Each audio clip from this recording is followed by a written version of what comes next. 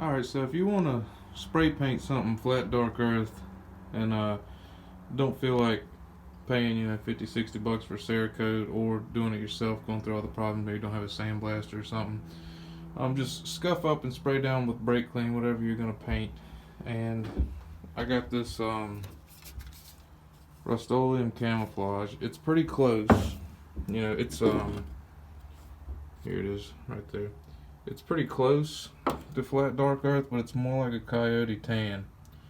And what I did was I made the nozzle to where I could just spray paint in this container, and I filled that container up with the Walmart stuff, and then I mixed just some black, just flat black, mixed it in, and stirred it up.